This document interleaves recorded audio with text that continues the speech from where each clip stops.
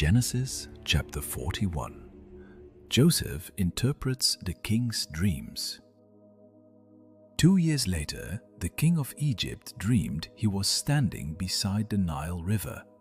Suddenly, 7 fat, healthy cows came up from the river and started eating grass along the bank. Then 7 ugly, skinny cows came up out of the river and ate the fat, healthy cows. When this happened, the king woke up. The king went back to sleep and had another dream. This time, 7 full heads of grain were growing on a single stalk. Later, 7 other heads of grain appeared, but they were thin and scorched by a wind from the desert. The thin heads of grain swallowed the 7 full heads. Again, the king woke up, and it had only been a dream. The next morning, the king was upset, so he called in his magicians and wise men and told them what he had dreamed. None of them could tell him what the dreams meant. The king's personal servant said, "Now I remember what I was supposed to do. When you were angry with me and your chief cook, you threw us both in jail in the house of the captain of the guard. One night we both had dreams, and each dream had a different meaning. A young Hebrew who was a servant of the captain of the guard was there with us at the time. When we told him our dreams, he explained what each of them meant, and everything happened just as he said it would. I got my job back, and the cook was put to death." The king sent for Joseph, who was quickly brought out of jail. He shaved, changed his clothes, and went to the king. The king said to him, "I had a dream, yet no one can explain what it means. I am told that you can interpret dreams." "Your Majesty," Joseph answered, "I can't do it myself, but God can give a good meaning to your dreams." The king told Joseph, "I dreamed I was standing on the bank of the Nile River. I saw 7 fat, healthy cows come up out of the river, and they began feeding on the grass.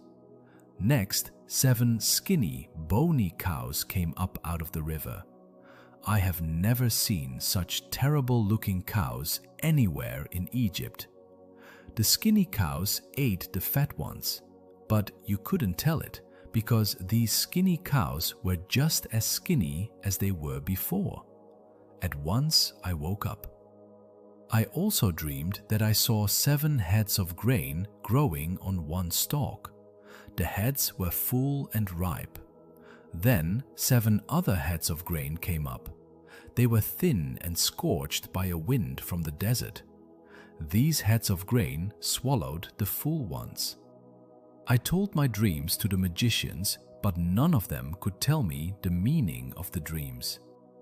Joseph replied, "Your Majesty, both of your dreams mean the same thing, and in them God has shown what he is going to do. The 7 good cows stand for 7 years, and so do the 7 good heads of grain. The 7 skinny, ugly cows that came up later also stand for 7 years, as do the 7 bad heads of grain that were scorched by the desert wind. The dreams mean there will be 7 years when there won't be enough grain. It is just as I said. God has shown what he intends to do. For 7 years, Egypt will have more than enough grain, but that will be followed by 7 years when there won't be enough. The good years of plenty will be forgotten, and everywhere in Egypt people will be starving. The famine will be so bad that no one will remember that once there had been plenty.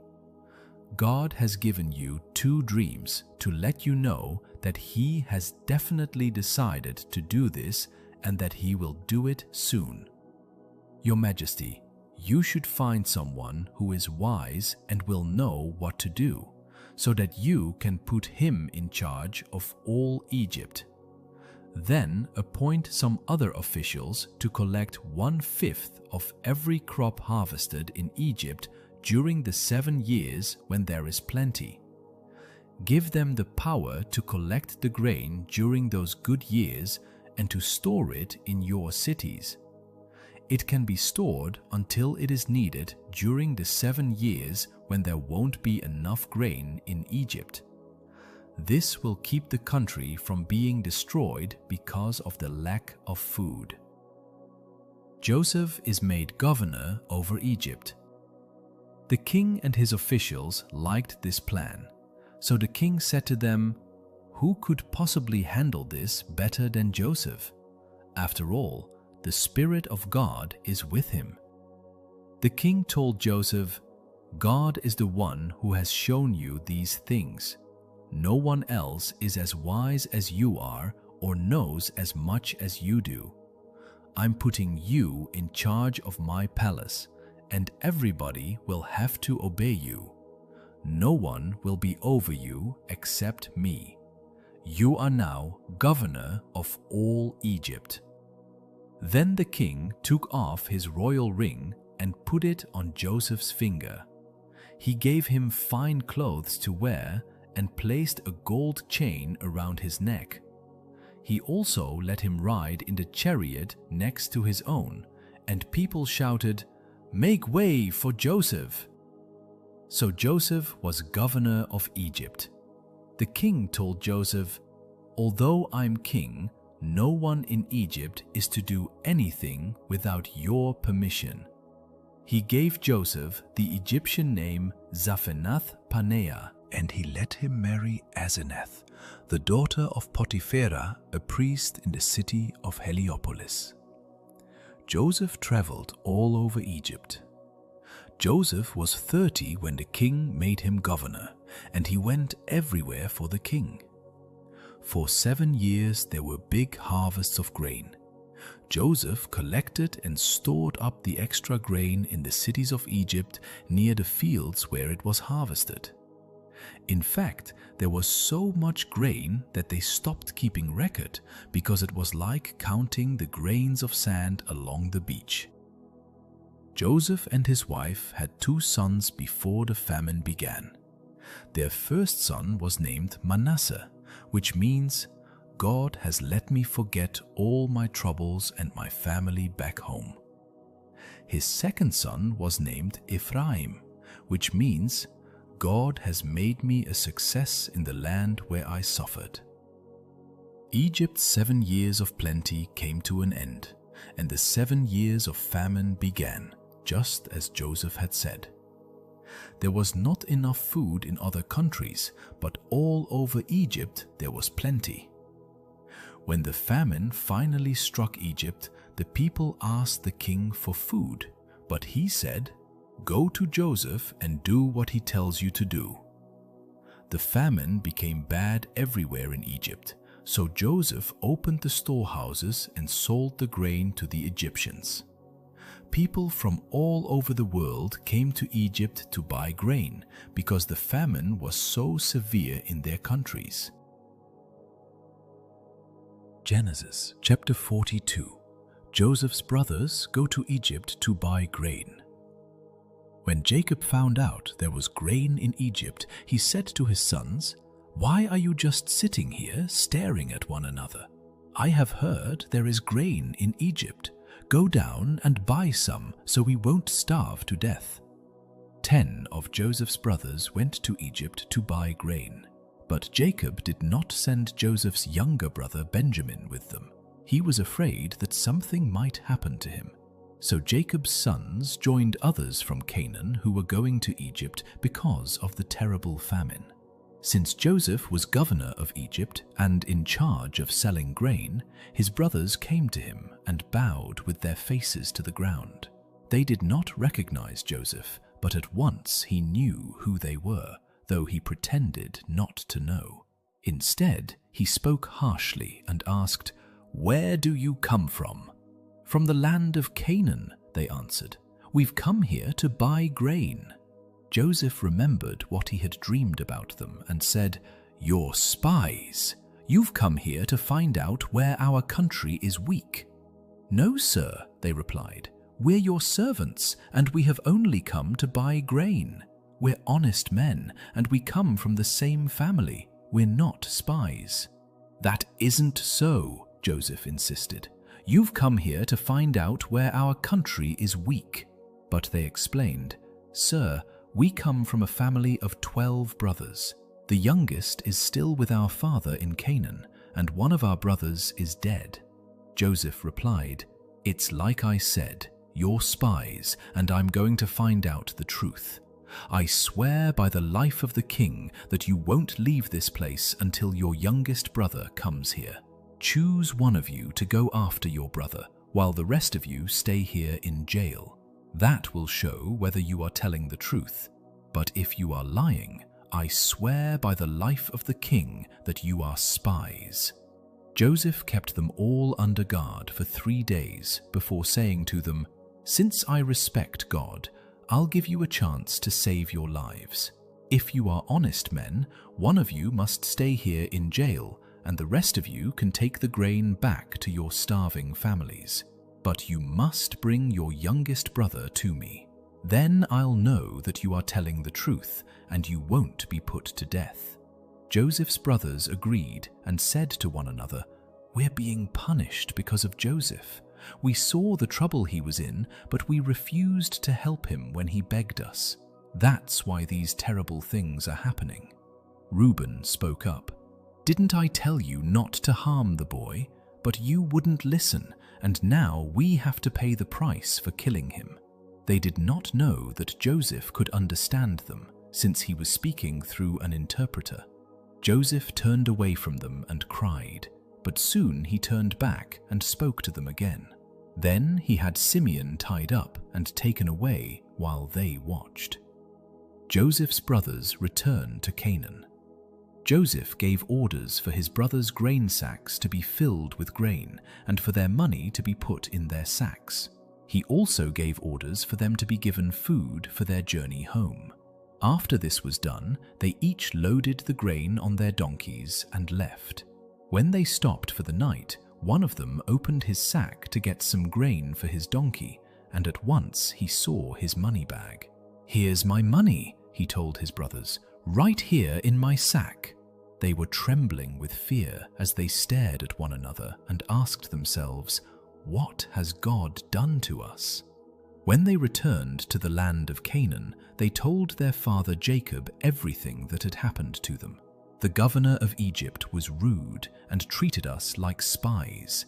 But we told him, 'We're honest men, not spies. We come from a family of 12 brothers. The youngest is still with our father in Canaan, and the other is dead.'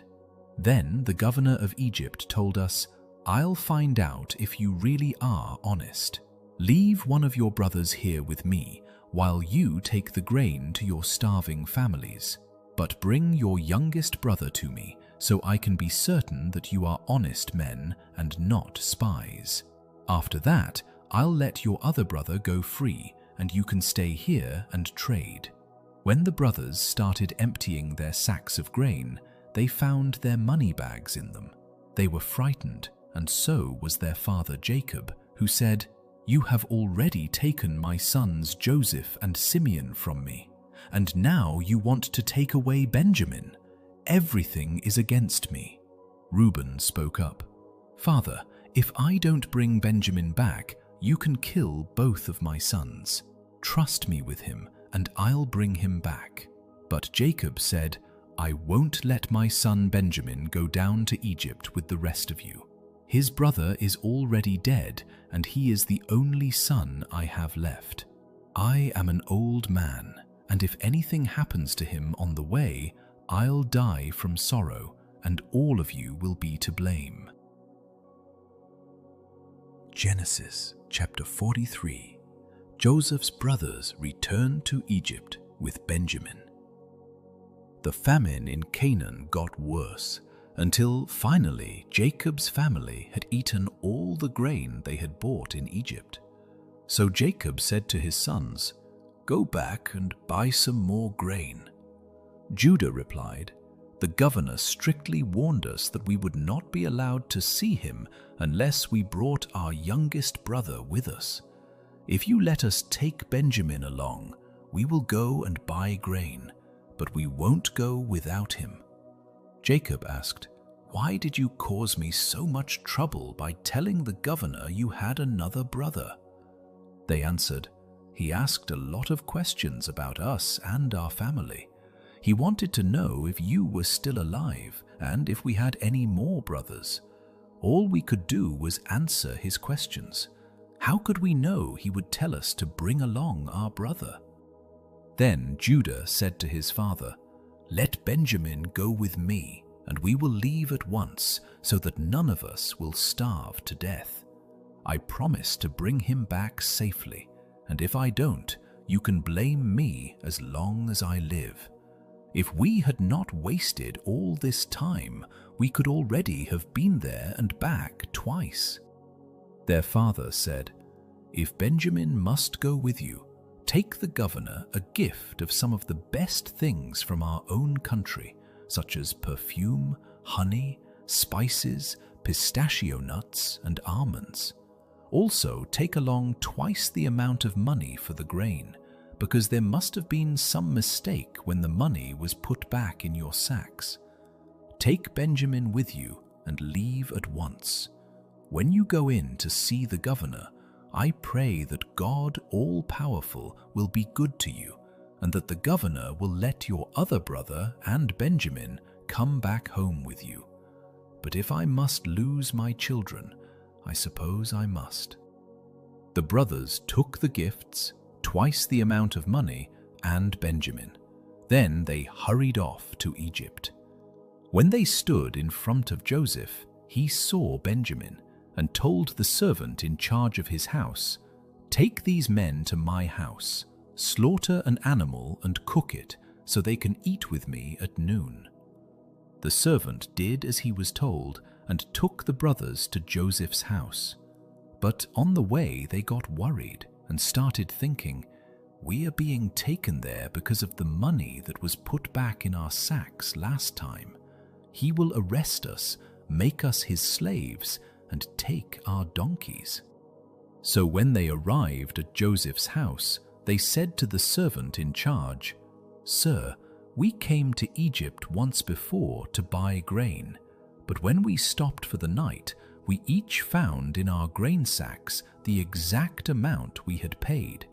We have brought that money back, together with enough money to buy more grain. We don't know who put the money in our sacks." "It's all right," the servant replied. "Don't worry. The God you and your father worship must have put the money there, because I received your payment in full." Then he brought Simeon out to them. The servant took them into Joseph's house and gave them water to wash their feet. He also tended their donkeys. The brothers got their gifts ready to give to Joseph at noon, since they had heard they were going to eat there. When Joseph came home, they gave him the gifts they had brought, and they bowed down to him.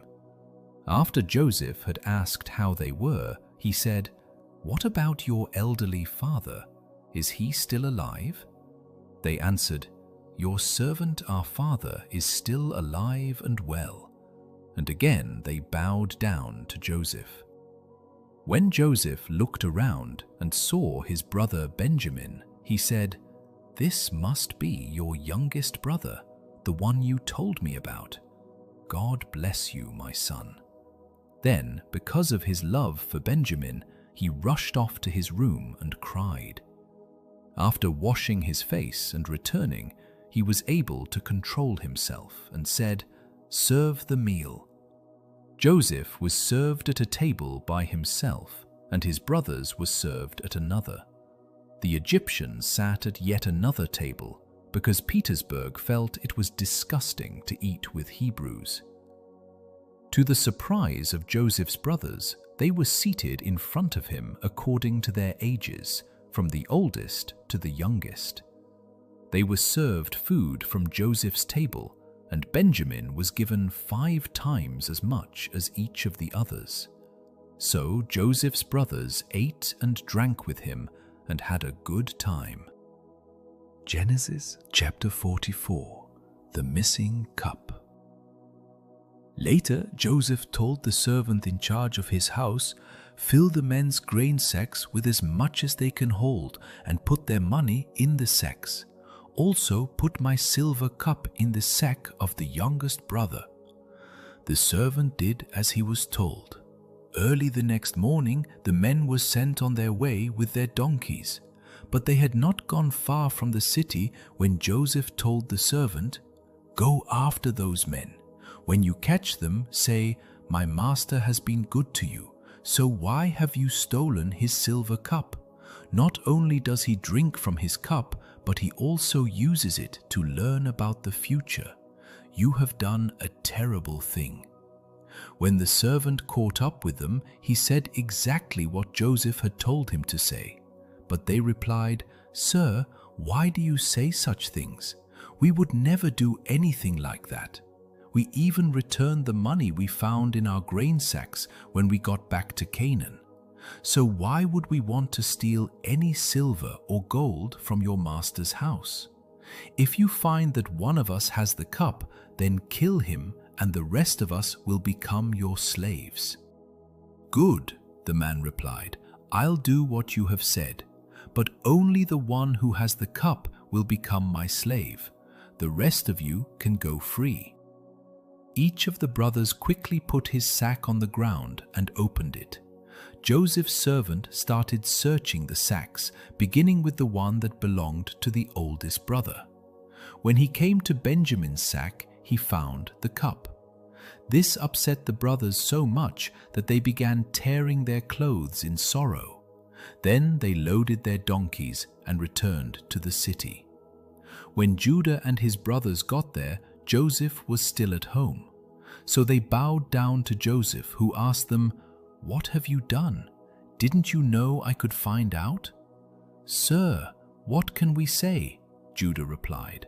"How can we say we are innocent when God has shown we are guilty?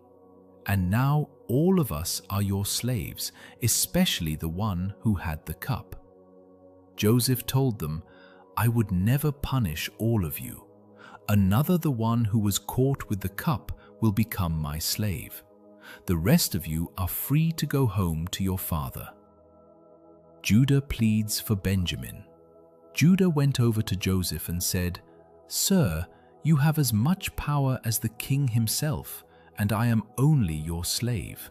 Please don't get angry if I speak. You asked us if our father was still alive and if we had any more brothers. So we told you, our father is a very old man. In fact, he was already old when Benjamin was born.